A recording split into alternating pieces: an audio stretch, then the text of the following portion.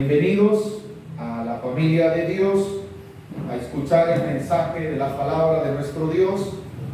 En esta noche lo haremos en la carta a los Hebreos, nuestro estudio bíblico de hoy. Hebreos capítulo 3, versículos del 12 en adelante. Vamos a continuar con el estudio bíblico semanal de esta carta.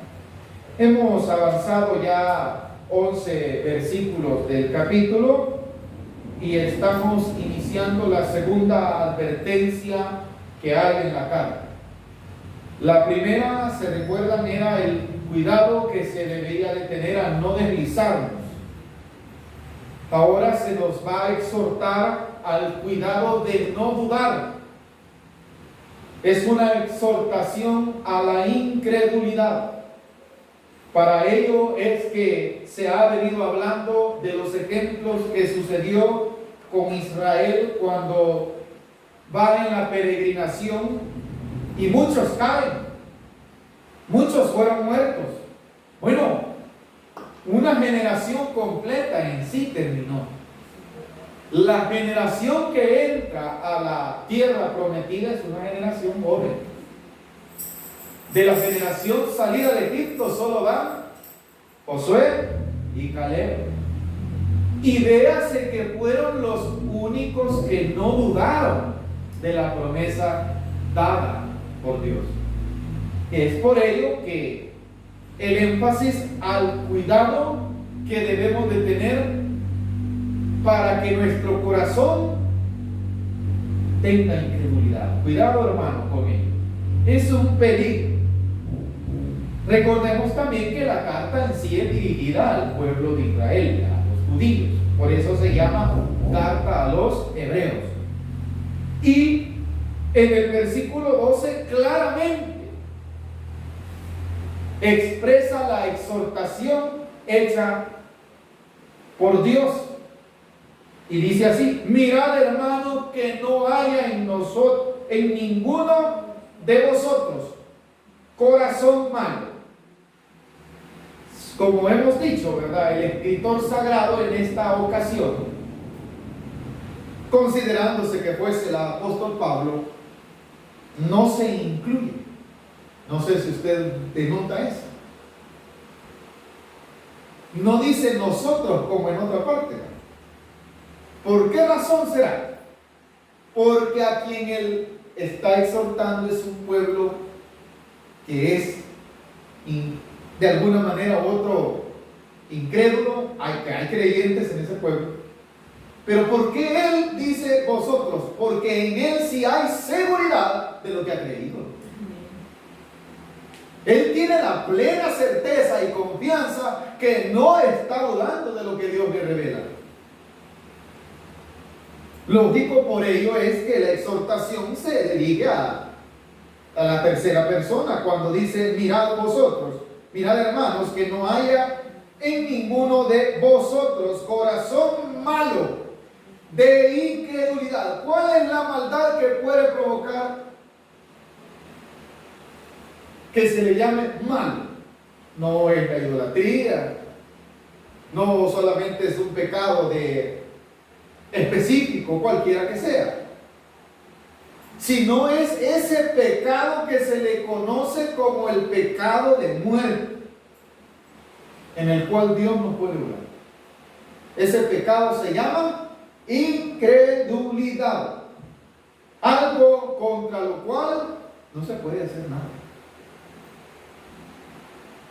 Y hacemos el énfasis en ello porque el mismo Señor Jesucristo, cuando habla acerca de la promesa de la vida eterna, de la entrada al reino de los cielos, Él habla acerca de la necesidad humana de que debe el hombre creer a la promesa de Dios. El hombre solo es un receptor, pero para volverse un receptor efectivo, tiene que dar ese paso de fe, de confiar en la promesa. Si hay incredulidad, con ello estaría ya en problemas con Dios. Recordemos algunas de las promesas que el Señor Jesús hizo. El que cree en mí, ¿Qué dijo? La promesa, ¿cuál era? No es condenado. Lo contrario, mas el que no cree, ¿cuál es la consecuencia? Ya no es promesa, sino la consecuencia de haber rechazado la promesa. El que no cree ya ha sido, lo contrario, condenado. Para salvarse, ¿qué se necesita? Creer en el Señor Jesucristo, en su sacrificio, en su muerte. El que no cree eso tiene un corazón ¿qué? Malo. Malo no porque sea una persona asesina, no, nada que ver, sino lo malo de lo cual está aclarando la carta es la incredulidad. E inclusive hasta para los milagros. La incredulidad no permite que haya milagros. ¿Por qué? En las ocasiones en las que Jesús quiso hacer milagros, la palabra de Dios nos enseña en los evangelios que en la región en la que él, de donde él era, no pudo hacer mucho por causa de la incredulidad, dice de ellos, ¿ya? El ejemplo del cual nos está hablando, y tiempos antiguos antes del Señor Jesucristo, que fueron los tiempos de Moisés, el problema de esa gente que cayó en el desierto también fue incredulidad. Entonces, nosotros los creyentes quitemos de nuestro corazón toda duda, toda incredulidad, para no tener corazón malo. Dice el versículo, mirad hermanos, que no haya ninguno. El deseo de Dios en sí es que todos sean salvos. Y el deseo del apóstol también es que ojalá que ninguno vaya a ser incrédulo, dice. Mirad hermanos, les dice. Mirad hermanos que no haya en ninguno de vosotros. O sea, él quiere que todos también vean. Corazón malo, pero ¿cuál maldad es la que está recalcando la exhortación? Puede leerlo conmigo, versículo 2. Mirad, hermanos, que no haya en ninguno de vosotros corazón malo de incredulidad para mal. El problema del por qué la gente se aparta de Dios es la incredulidad. ¿Por qué mucha gente deja de venir a la iglesia? ¿Porque Dios es malo? No. ¿Porque no les contestó Dios una petición? No. En el corazón de las personas hay incredulidad. Y cuando hay incredulidad, vengo yo y digo, no vengo a la iglesia. Dios no me oye. ¿Para qué? Estoy perdiendo el tiempo. ¿Cuál fue el problema? ¿Es Dios el problema? Es mi corazón. ¿Que tiene qué? Incredulidad. Y como yo venía solo por el milagro, entonces cuando no vi el milagro, dejé de creer. ¿Y qué hice al dejar de creer? Me aparto. ¿Pero qué provocó el apartarse? ¿Qué provoca que nosotros nos apartemos? ¿O qué puede provocar que nosotros nos apartemos? La incredulidad. Es como la llave para apartarse. Es como el motivo que hace que yo deje a Dios, es que deje de creerle.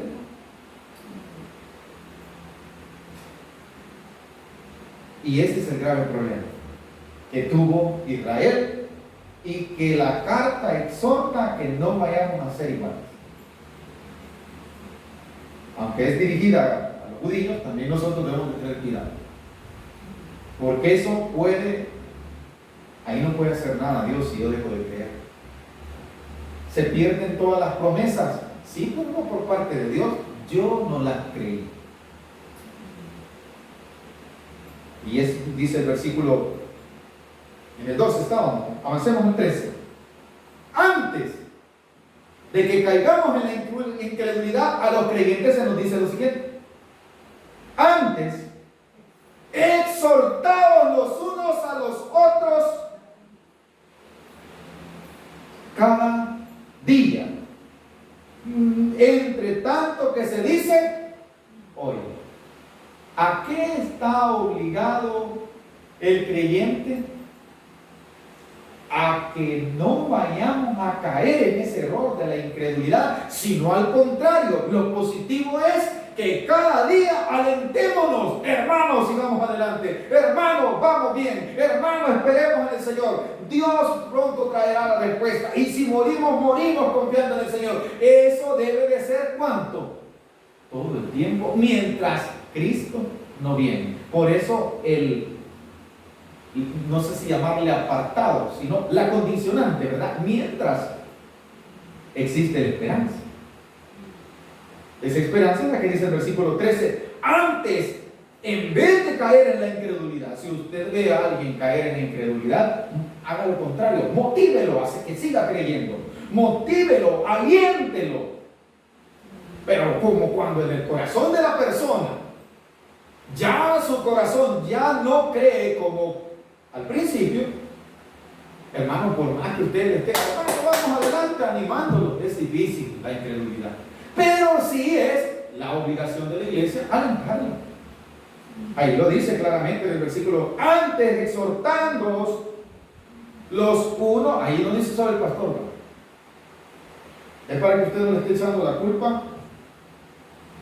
Es que el pastor no alienta a los hermanos. Allí no dice el pastor. ¿Qué dice el versículo 13? Los unos a los otros. Los unos a los otros. Yo necesito que ustedes nos exhortemos los unos a los otros. Que me exhorten a mí. Que me animen, que me alienten. Lo mismo, mis hermanos. Antes dice, exhortaos los unos a los otros cada día. O sea, constancia. Entre tanto, ese es el parámetro del tiempo. Entre tanto que se dice hoy. La esperanza de la humanidad no es mañana, es hoy. Y la esperanza suya es hoy. Es hoy en que la gracia está todavía dispuesta. Es hoy que el hombre puede salvarse aún por fe.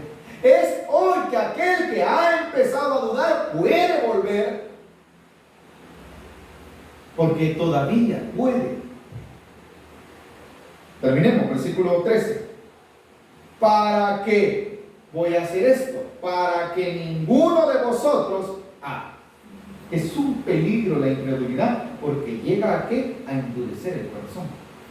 Y cuando un corazón se endurece, hermano, es difícil que vuelva a ser sensible a la voz de Dios, al deseo de vivir en armonía con los demás. Eso es lo que sucede. La incredulidad trae unas consecuencias graves. Es que endurece el corazón. Ya no le siente deseo de orar. No siente que ni aún, lo peor es que no siente que lo necesita. Como está incrédulo. No solamente eso, sino que del versículo nos está diciendo para que ninguno de vosotros endurezca. Pero hay otra causa que endurece el corazón después de la incredulidad. ¿Cuál es? El engaño del pecado. Todo pecado tiene un engaño. Así fue establecido como un principio. Adán y Eva pecó, fueron engañados por el pecado. Entonces todo pecado es un engaño. Cualquier tipo de pecado es un engaño. El ser humano tiende por naturaleza a tener una tabla de valoraciones de pecado. Este pecado no vale mucho, este sí es grande, vale tanto. Todo tipo de pecado es un engaño. Y que a causa de tener yo el corazón duro, el pecado rapidito me cautiva, me engaña. Pero a causa de qué puedo yo provocar que el pecado vuelva a engañarme. En la incredulidad. La incredulidad provoca también entonces que mi corazón se endurezca y que a lo bueno le empiece a decir malo y al contrario, a lo malo le diga es bueno. ¿Por qué? Porque sigo engañado. Esas son las graves consecuencias de la incredulidad. Debido a esto, dice el versículo 14, tomemos, como queriendo decir, tomemos conciencia, démonos cuenta quiénes somos. Y eso es lo que nos va a decir en el versículo 14, porque somos hechos participantes de Cristo. O sea, usted es parte de la naturaleza divina, como lo dice la carta del apóstol Pedro, si no me equivoco, ¿verdad? Que hemos tomado de su naturaleza. Él nos impuso de su naturaleza. En cada uno de nosotros Dios puso algo que es de Él, no es mío. Somos hechos participantes de Cristo. Pero, ¿cuál es la condicional? Con tal que retengamos firme hasta el fin nuestra confianza del principio. Nuestra confianza del principio. ¿Cuál fue la confianza del principio? Hoy le entrego mi corazón al Señor. Hay mucha gente que cuenta experiencias, más que todo, que cuando se entregaron al Señor Jesús, algunos manifiestan que hubo lágrimas, que hubo gozo, que sintieron algo. ¿Qué provocó esas manifestaciones o ese sentido? La confianza que verdaderamente depositaron en el Señor. Pero con el pasar del tiempo, ¿a dónde queda? Cuando la incredulidad va creciendo en el corazón, se olvida. Y esa confianza que al principio había, desaparece. Aquí vamos a hablar algo delicado, por lo que debemos ser maduros por esto. ¿Ha oído usted de que la gente habla que el primer amor en el Señor? El primer amor, hermanos, no tiene principio, pero no debe de tener fin. Y si lo tiene es cuando muramos, cuando Cristo venga. Según la Escritura. Ahora, según cualquiera me va a decir, no, el primer amor, hermano, es cuando la persona se entrega al Señor y está con todo, pero luego, no, es que no debe de menguar. Así como creí al principio, así como deseo que Dios llene mi vida, así debo de ser hasta que Cristo venga. ¿Ustedes creen que los apóstoles llegaron a menguar en el amor hacia el Señor? ¿O llegó a menguar su confianza? No, hermanos, ellos murieron en ese mismo llamado primer amor. Allí, ¿por qué cree usted que fueron fortalecidos aún siendo amenazados, aún siendo perseguidos y aún hasta siendo muertos por la causa del Señor? Porque en ellos había esa confianza. Esta vida, si la he de perder, no importa, porque del Señor tengo otra. Si el hombre exterior se va desgastando, decía el apóstol Pablo, el interior se va renovando cada día, porque esta vida había pasado ¿a qué? A un segundo plano, y en él estaba la plena confianza de lo que creía. Y lo que creía valía más que lo que tenía. ¿Pero qué provocaba eso? Su fe, su confianza, desde que él fue derribado, desde cuando iba a Damasco, porque todos conocemos la historia, esa fe nunca cambió. Nosotros somos los religiosos que creemos, no, hermanos, que hoy ya se perdió el primer amor. No, no se perdió, ha dejado de creer. Ese es el problema. Y el dejar de creer me está dando a entender que tengo corazón malo de incredulidad. Esa incredulidad va a traer, hermano, no solo que pierda la promesa, sino que mi corazón se endurezca y cuando el pecado venga, rapidito me engañe. Solo hagamos énfasis. Tentados siempre somos. Pero ¿a dónde estamos más expuestos? dentro o fuera del camino del Señor. Siempre vamos a estar expuestos. Pero cuando somos creyentes, ¿qué hacemos? Si hay una verdadera convicción en nosotros que vamos a fallarle a Dios, la naturaleza misma que Dios ha puesto en usted va a huir. Y usted se va a sentir feo, va a sentir aquella opresión que el pecado, y usted no debo de caer porque eso es malo, porque sabe que quiere engañarle el pecado. Pero ya fuera de aquí, hermano, no hasta la gente dice, la gente misma sabe. Y dice, pero yo no voy a la iglesia. ¿Qué está dando a entender? ¿Qué cree usted que es eso, hermano? Según ellos, pero ¿por qué razón? Porque ellos creen eso y creen que Dios no nos va a castigar por eso. El que va a la iglesia, no el que va a la iglesia, el que la naturaleza nueva que Dios ha puesto en él, la alimenta, se aparta, llega al otro lado y sigue ahí. El ser tentado no es pecado. Malo es ceder a la tentación. Porque la tentación siempre va a existir. A nuestro Señor Jesucristo se le manifestó 3 veces. Si nos llenamos de esa nueva naturaleza, la incredulidad, hermano, no le debemos. Cuidadito, hermano. Mire, si quizás pasa una prueba a su vida, viene una tentación o viene, hermano, alguna prueba, no deje de creer que Dios sigue siendo un Dios lleno de amor y de bondad solo porque estamos pasando por una dificultad. No deje de creer, hermano. Porque cuando yo dejo de creer y empiezo, Señor, ¿por qué tal cosa? Ahí, en ese momento, el enemigo está ganando ventaja en mi vida, a endurecer mi corazón. Y el pecado me va a volver a engañar. Y oiga la palabra, engañar. No sé si estamos aprendiendo algo, iglesia. Ahora dice, porque somos hechos, ya explicamos esto, ¿verdad? Porque somos hechos participantes de Cristo. Mire qué privilegio. ¿Y quiénes somos, hermano, para que esto se escriba de nosotros? Para que se diga que Cristo, hermano, me hizo participante de lo suyo. ¿Quién soy? Nadie.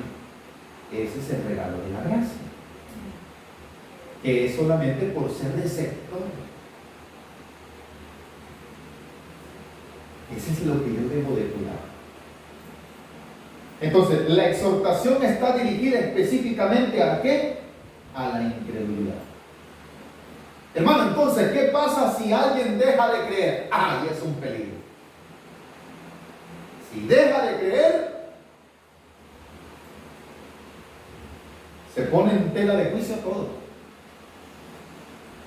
No si dejar, no es que solo va a dejar de venir a la iglesia. ¿Por qué dejó de venir a la iglesia? Porque dejó de creer.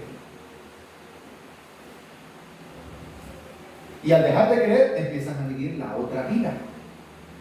La vida que ya habían dejado y que habían creído que estaba muerto. Pero el que cree que verdaderamente tiene una nueva vida, las cosas viejas lucha contra ellas. ¿Por qué? Porque en su corazón hay fe y hay confianza de que Dios verdaderamente ha hecho algo en él. ¿En cuántos de nosotros Dios ha hecho salvación en nuestro corazón? Entonces usted es salvo. ¿Cómo debe de vivir? Como salvo. Pero si de aquí a mañana alguien dice, vos no sos nada, vos no sos salvo, quizás es cierto, usted va a dejar de creer eso y va a empezar a vivir como le dicen, no como la Escritura le dice que debe de vivir. Ese es el problema de los creyentes. Entre tanto, dice el 15, que se dice, si oyereis hoy su voz, no endurezcáis vuestros corazones como en la provocación. Vaya, ¿de qué provocación estaba hablando el Salmo? De la provocación sucedida cuando Dios ordena a Moisés y le dice que envíe 12 espías. Esa historia usted ya la conoce.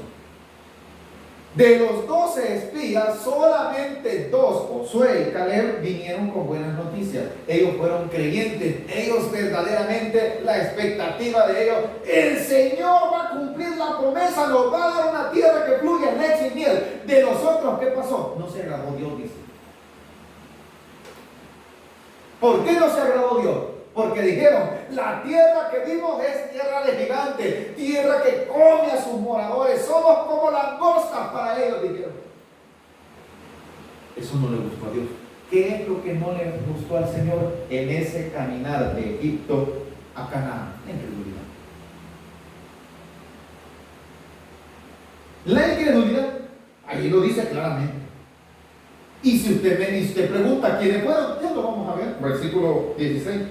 Están las preguntas. Son, si no me equivoco, 4 preguntas. ¿Quiénes fueron los que habiendo oído le provocaron? Primera pregunta. ¿No fueron todos los que salieron de Egipto? Esa es la respuesta de la primera pregunta, pero a la misma vez se vuelve una pregunta. ¿Quiénes fueron los que habiendo oído le provocaron? ¿Quiénes fueron, hermanos? Todos los que salieron de Egipto. Pero porque está en una respuesta, por la siguiente respuesta que trae la misma pregunta. ¿No fueron todos los que salieron de Egipto por mano de Moisés? 17.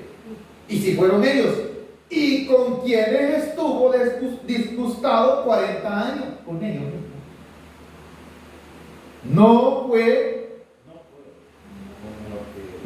con los que pecaron, cuyos cuerpos cayeron en el desierto. Ahí nos da la respuesta. ¿Murió Josué? ¿Ah? No. ¿Murió Caleb? ¿Murieron los niños que no tenían nada que ver? ¿Quiénes fueron entonces los que murieron? La generación incrédula. La generación que le dijo a Moisés, volvámonos a Egipto. Esa generación. ¿Por qué quisieron? La generación que hizo el becerro, sí. ¿Por qué hizo el becerro? Por su incredulidad. Este Moisés que nos sacó de allá de Egipto, dijeron, quizás Dios lo mató. Hagamos dioses delante de nosotros que nos guíen, dijeron. Se les olvidó quién nos había sacado. A esa generación, ¿por qué se hizo idólatra? ¿Por qué se hizo el becerro? Mire, la gente no solo se va a condenar porque son idólatras, se va a condenar por no creer a la promesa dada por Dios. ¿Por qué hicieron el becerro? Porque creyeron que Moisés se había muerto. Entonces, ¿qué está atacando en sí la carta? En este espacio. ¿Contra qué está exhortándonos? Contra la incredulidad. Jamás deje de creer que Dios lo ha salvado. Jamás. El día que yo deje de creer que Dios me ha salvado, yo vuelvo a mi vida vieja. ¿Y qué se va a manifestar en mí? La vida antigua. ¿Y qué le va a pasar a esa vida, hermano? Lo mismo que le pasó a los que habían salido de Egipto.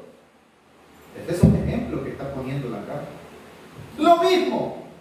Voy a ser destruido.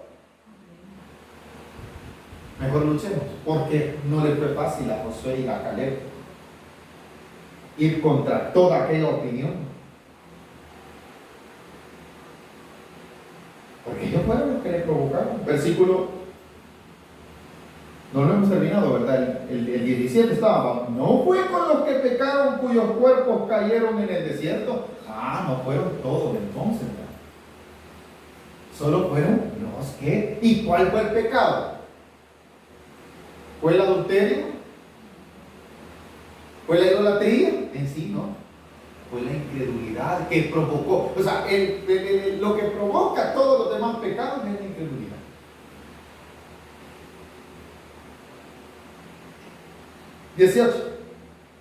¿Y a quiénes juró que no entrarían en su reposo, sino a aquellos que desobedecieron? La incredulidad me hace desobediente. La incredulidad me hace rebelde. ¿Por qué, hermano?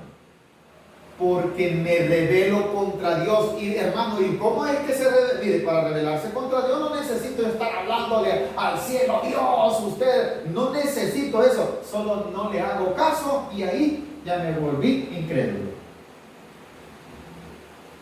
Dios me dice que debo de ser diferente, no hago lo contrario. ¿Por qué? Porque no creo en lo que me está diciendo. Es sencillo. de incredulidad es la desobediencia. Entonces, Dios me dice, ¿a cuánto Dios nos dicta la forma de vivir? Ahora, ¿cuánto le hacemos caso? Ahí se muestra si hay confianza en Dios o hay incredulidad. Porque el problema es que muchas veces la gente confunde el obedecer a Dios con el obedecer a los líderes de la iglesia, que es dos cosas totalmente diferentes. El líder de cualquier ministerio puede estar en un error si no está basado en la Biblia, pero la iglesia muchas veces se vuelve más sujeta a sus líderes que a la voluntad de Dios. Y Dios no quiere que sean solamente obedientes a sus líderes. Dios, más que eso, quiere que le sean obedientes a Él. Al ser obediente a Él, estoy mostrando que yo creo lo que Él dice, no lo que el pastor dice. Lo que Él me dice es lo que yo debo de creer. Y veamos los ejemplos, por favor. Números, por favor.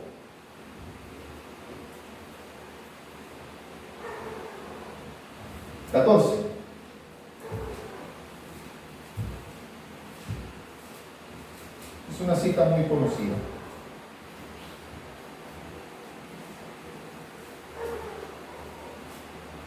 Vamos a ver dos ejemplos. El primero está en Números. Es al revés, pero unimos. 14.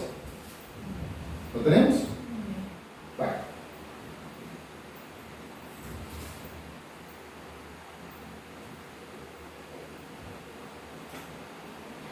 Dice el versículo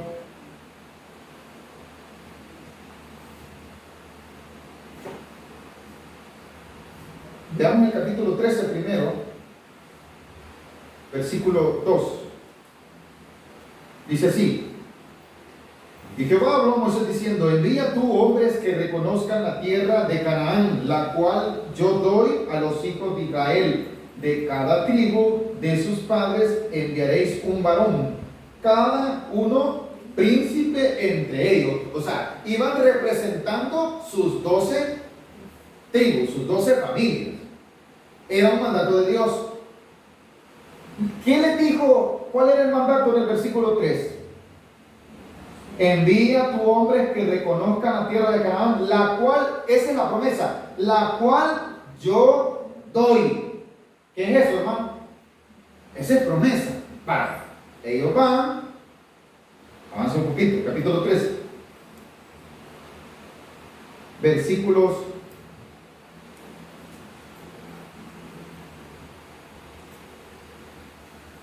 del 25. ¿Lo tenemos? Pasémoslo rápido.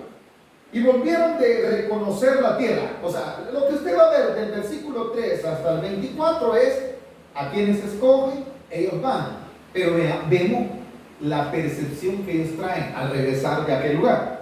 25. Volvieron de reconocer la tierra al fin de 40 días. Y anduvieron y vinieron a Moisés y a Aarón y a toda la congregación de los hijos de Israel en el desierto de Parán, de Cades, y dijeron la información, y dieron la información a ellos y a toda la congregación, y les contaron diciendo: nosotros llegamos a la tierra de la cual nos enviaste, la que ciertamente, ellos están afirmando que la tierra como es, ¿ah?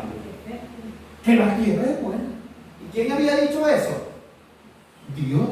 Y que esa tierra que más había dicho Dios, que ahí iban a descansar. El reposo que les estaba ofreciendo Dios era: aquí van a ser su nación, aquí nadie los va a sacar, aquí yo voy a ser su Dios, me voy a manifestar a ella, esa tierra, todo lo que hagan allí va a ser próspero. Así les dijo Dios. ¿Por qué? ¿Qué quería Dios? Que con eso Dios manifestase a las demás naciones que Él existía.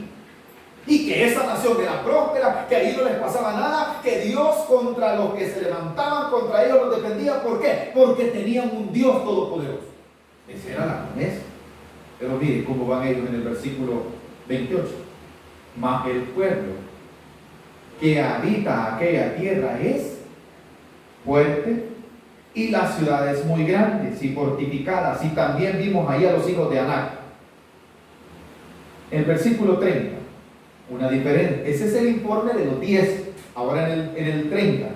Entonces Caleb hizo callar al pueblo delante de Moisés y dijo: subamos luego y tomemos posesión de ella, porque más podremos nosotros que ellos. ¿Qué actitud ve en 10 y qué actitud ve en 2? En 2 hay confianza de que Dios va con ellos y que van a poder entrar y hacerse de esa tierra. ¿Eso qué? Esa es la confianza que tenía Josué y Caleb. Pero vean nuevamente los demás, versículo 31.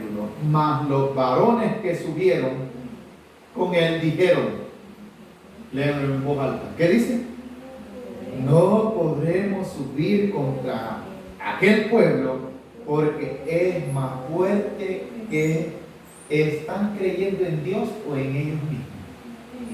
En ellos mismos. Entonces la confianza en Dios la perdieron y la pusieron en ellos mismos. Ese es el problema de nosotros a veces.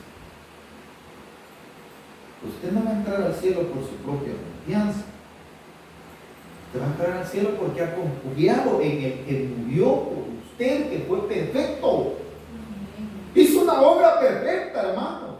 Y dijo: consumado es. No pierda esa fe. Esa incredulidad trae problemas. Como le trajo, ese es el ejemplo que está poniendo. Versículo, ¿me ayudan por favor? 32. Y hablaron mal entre los hijos de Israel de la tierra que habían reconocido, diciendo: la tierra por donde pasamos para reconocerla es tierra que traga a sus moradores. ¿Qué están infundiendo, hermanos, en el pueblo? Incredulidad. Usted se sienta con gente que no tiene fe, la llena, hermano, de incredulidad. Usted empieza a hablar con gente que solo habla pesimismo, así va a venir usted el día de mañana. Hermano, qué mal estamos, hermano. Porque se está yendo. Eso hizo el pueblo. En el 33 también vimos allí gigantes, hijos de Anac. Bueno, no hemos terminado el 32, perdón. La tierra por donde pasamos, ahí me quedé, ¿verdad? Para reconocerla es tierra que traga a sus moradores, y todo el pueblo que vimos en medio de ella son hombres de grande estatura. Ellos perdieron paga. El problema es que lo que yo digo que creo en mi corazón, Dios lo ve y no le agrada. En el capítulo 14 está lo que Dios hace con la incredulidad. ¿Qué dice el versículo 1? Entonces toda la congregación gritó y dio a voces, y el pueblo lloró aquella noche y se quejaron contra Moisés y contra Aarón todos los hijos de Israel. Y les dijo toda la multitud: ojalá muriéramos en tierra de Egipto o en el. ¿Qué están creyendo ellos? ¿Están creyendo entrar o están creyendo en morir? ¿Ah? En morir, sea allá o ahí donde están. Pero no están creyendo entrar en el reposo que Dios les había prometido. Yo no debo de dejar de creer que Dios me ha salvado. Jamás. Esto es lo que no le gustó a Dios. Avanza un poquito más. Versículo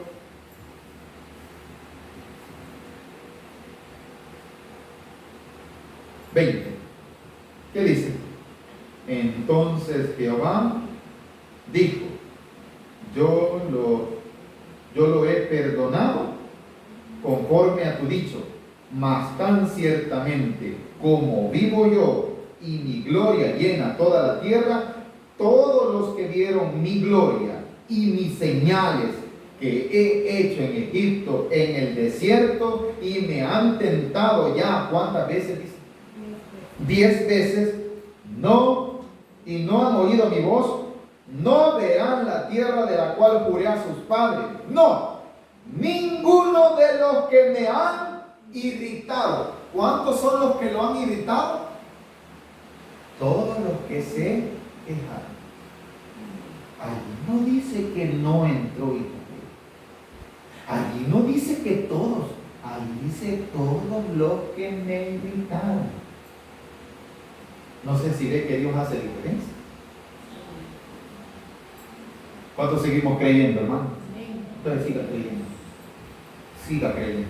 Porque ese es el problema más grave que se puede encontrar entre el hombre y Dios, la incredulidad.